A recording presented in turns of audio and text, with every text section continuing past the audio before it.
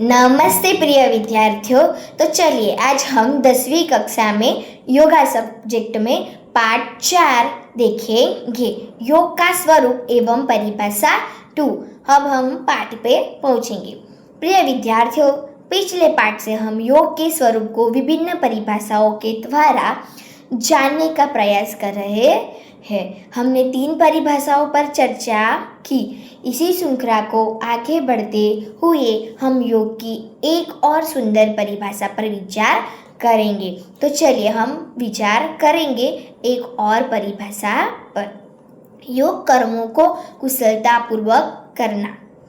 इस संदर्भ में कर्म की व्याख्या सुकर्म और अकर्म में भेद समझाया जाएगा और अंत में इस परिभाषा का जीवन से संबंध बताया जाएगा। उद्देश्य है श्रीमद् भगवद गीता में दी गई योग की एक अन्य परिभाषा पर चर्चा कर सकेंगे। कर्म कुशलता का व्यवहारिक स्वरूप समझा सकेंगे। योग क्रियाओं में आगे बढ़ेंगे और उनके प्रभाव को बता सकेंगे। तो चलिए, योग कर्मों को कुशलतापूर्वक करना। भगवान श्री कृष्ण ने गीता में योग की अगली परिभाषा देते हुए कहा है, योगः कर्मसु कौशलम। अर्थात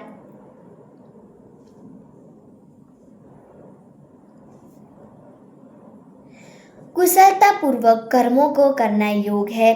इसी परिभाषा के स्पष्टीकरण के लिए कुशलता का अभिप्राय समझना जरूरी है। कर्मों को इतने सुचारू रूप से करना कि कुछ और करना शेष न रह जाए, कुशलता है।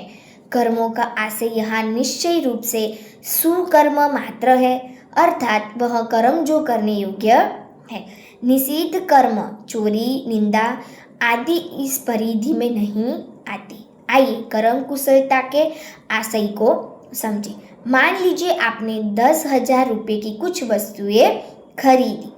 आपने दुकानदार को सिर्फ 5,000 रुपये दिए और बाकी पैसे धीरे धीरे चुका देने का वायदा किया। जब तक आपने पूरे पैसे नहीं चुका दिए तब तक वह कार्य पूरा न हुआ, और यदि आप मूल्य से अधिक पैसे दे बैठे तब भी जब तक आप पैसे वापस न ले ले तब तक भी कार्य अधूरा है। दोनों स्थितियों में कार्य की कुशलता कम होती गई। पैसों के लिए या तो लेने वाला चक्कर लगाता रहेगा या देने वाला। जितने अधिक चक्कर उतनी कम कुशलता। इसी प्रकार अपने कर्मों में कुशलता न ला पाने के कारण ही हमें बार बार जन्म लेना पड़ता है। जन्म लेते हैं, फलों की इच्छा से कर्म करते हैं, फिर उन कर्मों का फल भोगते हैं। फल भोगते हुए फिर फलों की इच्छा से कर्म करते हैं, फिर फल भोगने के लिए जन्म लेते हैं। इसलिए कर्मों एवं कर्म फलों के बंधनों से मुक्त नहीं हो पाते और इस जन्म मरण अर्थात आवागमन के चक्कर से छूट नहीं पाते। जैसे ऊपर दिए उदाहरण से भी स्पष्ट है कि जितने ज़्यादा चक्कर बस उतनी कुशलता कम होगी, उतना ही हमें बार बार उससे करते रहना पड़ेगा। हमारी जीवात्मा तो मरती नहीं और नहीं पैदा होती है, परंतु जो जन्म लेता है वो मरता तो है। वह तो है शरीर सृष्टि के आदि से न जाने हमने हजारों करोड़ों बार जन्म लिया होगा, इतनी बार ही मृत्यु हुई होगी और आज तक हम अपने किसी भी जन्म को सार्थक नहीं कर पाए। यानी किसी भी जन्म में हम अपने लक्ष्य, जो कि जन्म मरण के दुष्चक्र से छुटकारा पाना है, को पूरा नहीं कर पाए। यह इसलिए तो है कि हम अपने कर्मों में कुशलता नहीं ला पाते। बार बार ऐसे कर्म कर रहे जो हमें फल भोगने के लिए वापस जन्म लेने के लिए मजबूर करते हैं। तो ऐसे कर्मों को हम कुशल कर्म कैसे कह सकते हैं? किस प्रकार के कर्म हमें कर्म फल से बांधते हैं? हाँ, इस प्रश्न का उत्तर हमें कर्मों की जड़ तक ले जाएगा। अब पहला है फल की इच्छा। मोक्ष के फल की इच्छा को छोड़कर अन्य किसी भी फल की इच्छा से किए गए कर्म हमें बंधन में डालेंगे। आसक्ति भाव, विषयों, काम, क्रोध, मोह, लोभ, अहंकार, राग, द्वेष इत्यादि से प्रेरित होकर किए जाने वाले कर्म भी कर्म बंधन में डालेंगे। अब है स्वार्थ भाव। धन, दौलत, मान, इज्जत, सुख इत्यादि के लिए किए जाने वाले कर्म भी कर्म बंधन में डालेंगे। अब आप थोड़ा विचार करके देखिए कि क्या हमारे सारे कर्म बंधन वाले कर्म नहीं होते? तो फिर इनमें कुशलता कैसी? अब सवाल उठता है कि किस प्रकार के कर्मों से कुशलता आएगी, बरोबर? आपने ठीक सोचा, कर्तव्य भाव से किए गए कर्म, लोक कल्याण के लिए किए गए कर्म और फल की इच्छा न रखते हुए निस्वार्थ भाव से किए गए कर्म। इसे उदाहरण द्वारा समझे। सभी माता पिता अपने बच्चों का पालन पोषण करते हैं। उनका प्रयास होता है कि बच्चों को पढ़ा लिखा कर योग्य बनाना, ताकि वे अपने पैरों पर खड़े हो सके। अपने इस उत्तरदायित्व को निभाते हुए कुछ माता पिता मोह या आसक्तिवश अपने कर्तव्य से बहुत ज्यादा करते हैं, या फिर अज्ञान और आलस्य के कारण अपने कर्तव्य से कम करते हैं। सम्यक से कम या अधिक करने वाला माता पिता उनसे ज्यादा अपेक्षा करते हुए दुख सुख भोगते रहते। इसके विपरीत जो माता पिता बिना किसी अपेक्षा के अपने दायित्व को कर्तव्य भाव से निभाते हैं, वे बंधनों में नहीं बनते। इस प्रकार भाव बदल जाने से कर्म का स्वरूप बदल जाता है। इसमें हमें कर्म के बारे में बताया गया है, हमें कैसे कर्म करने हैं उसके बारे में बताया गया है, कर्म का फल हमें कैसे मिलेगा वो इसके बारे में ये पाठ में हमें बताया है। इसी प्रकार यदि एक बच्चा अपने माता पिता की सेवा इसलिए करता है कि उनकी संपत्ति उसे मिल जाएगी, बराबर, या उसे कुछ और लाभ होगा या लोग क्या कहेंगे, तो वह अपनी कर्तव्य बुद्धि से सेवा नहीं कर रहा और बंधन में बंधेगा। और जब वह कर्तव्य बुद्धि से सेवा करेगा तो न ही एहसास करेगा और न ही उसे बदले में कुछ चाहिए होगा। वह तो अपने उत्तरदायित्व के कर्तव्य को निभा रहा है। इस प्रकार विचार करके जब वह कर्तव्य भाव से कर्म करेगा तो बंधन में नहीं बंधेगा। यदि पहले कर्तव्य भाव से नहीं बल्कि आसक्त होकर या स्वार्थ से कर्म किए हैं तो उनका फल तो अवश्य भावी है, जरूर मिलेगा, उससे तो हम बच नहीं सकते। इसे ही कहते हैं फल तो होगी बड़ी बलवान है, होनी होकर रहती है। होनी का अर्थ पहले किए हुए कर्मों से है, जिनका फल हमें भोगना ही पड़ता है। इसीलिए अच्छे या बुरे फलों को सहर्ष भोगते हुए हम यदि आगे आगे आने वाले कर्मों को निस्वार्थ भाव से करेंगे तो धीरे धीरे पिछले सारे कर्मों के फल जब समाप्त होते जाएंगे और आगे वाले कर्म हमें बंधन में नहीं डालेंगे तो हम बंधन से छूट जाएंगे। पिछले जन्म के या अति के कर्मों के फल को सहज भाव से भोगते हुए वर्तमान में निष्काम भाव से कर्म करना ही कर्म कौशल है। योग कर्मसु कौशलम द्वारा भगवान श्री कृष्ण ने इसी मंतव्य को व्यक्त किया।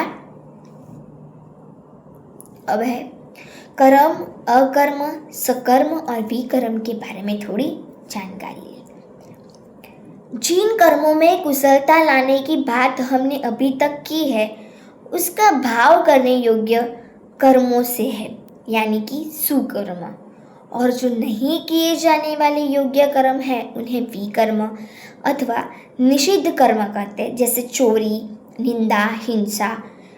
विकर्मों में कुशलता का कोई प्रश्न ही नहीं, क्योंकि वे है ही आसक्ति, स्वार्थ अथवा विषयों से युक्त। अब शेष रहा अकर्म।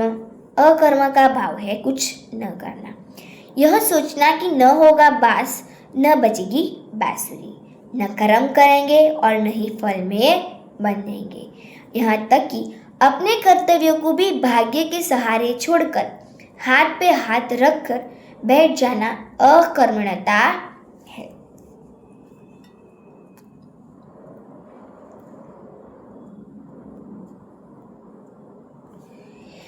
यहाँ एक और तथ्य स्पष्ट कर देना भी जरूरी है।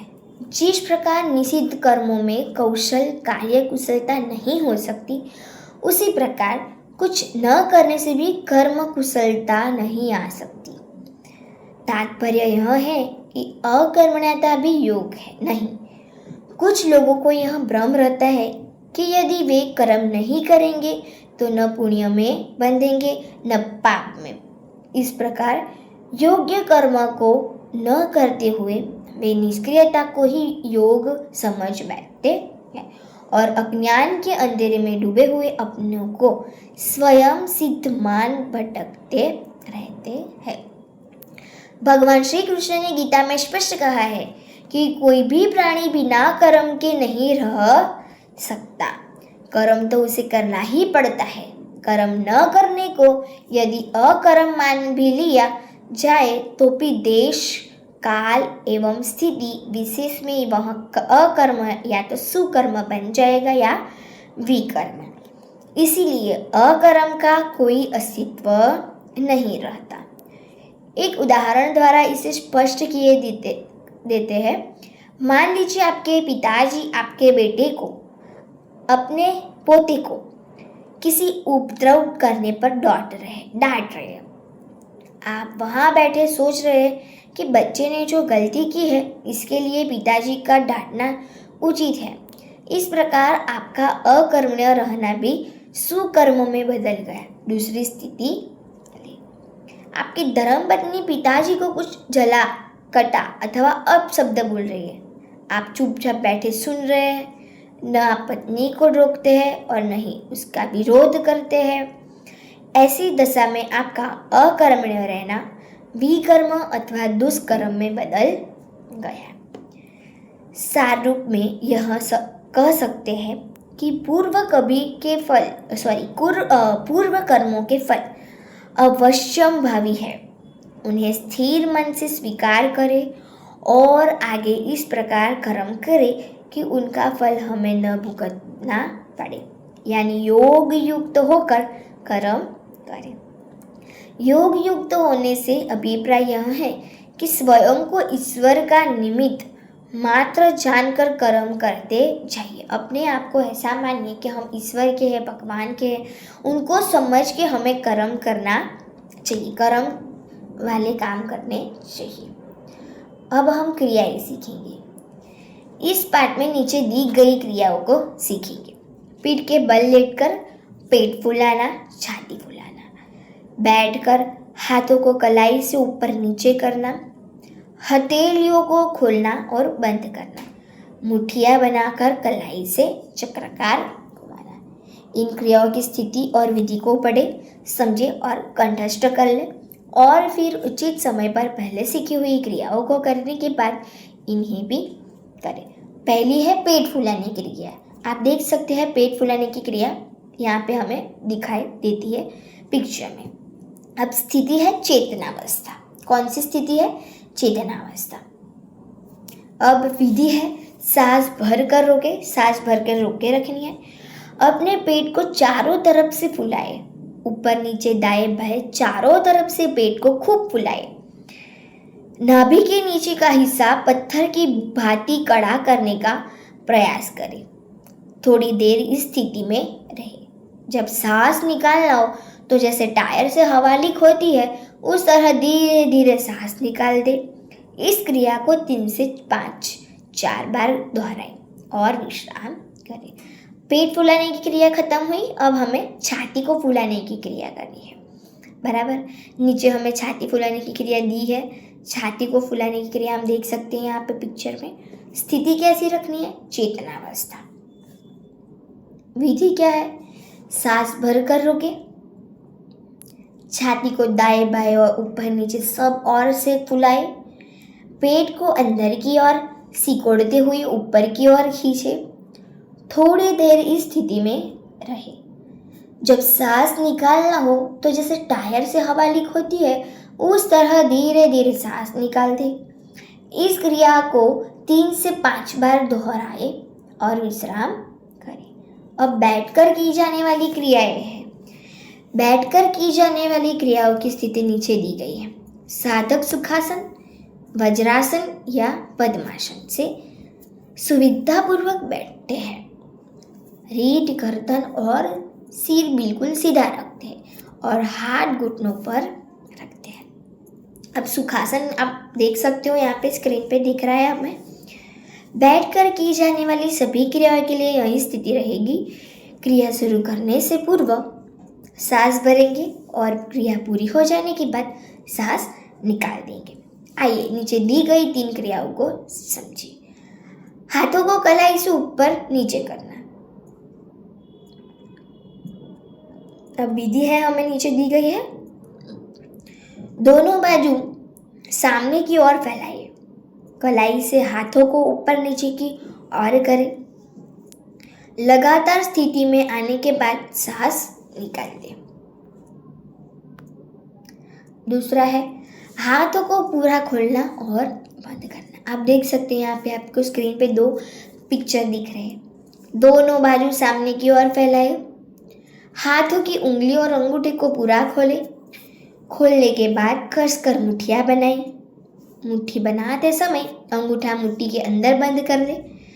हाथों को खोलना और मुट्ठियाँ बनाने का क्रम लगातार करें। पूर्व स्थिति में आने के बाद सांस निकाल दें। अब है मुट्ठियाँ बनाकर कलाई से चक्राकार घुमाना। आप देख सकते हैं ऐसे मुट्ठियाँ बनाई है, फिर ऐसे चक्राकार घुमाना है। यहाँ पिक्चर में देख सकते हैं। विधि है दोनों बाजू सामने की ओर फैलाए। दोनों हाथों की मुट्ठियाँ बनाए और अंगूठा अंदर की ओर रखें। ऐसे अंगूठा अंदर की ओर रखना है। कलाई से मुट्ठियों को चक्राकार घुमाएं। कलाई से मुट्ठियों को चक्राकार घुमाएं। लगातार कई बार करें। पूर्व स्थिति में आने के बाद सांस निकाल देंगे। अब है गहरा शवासन।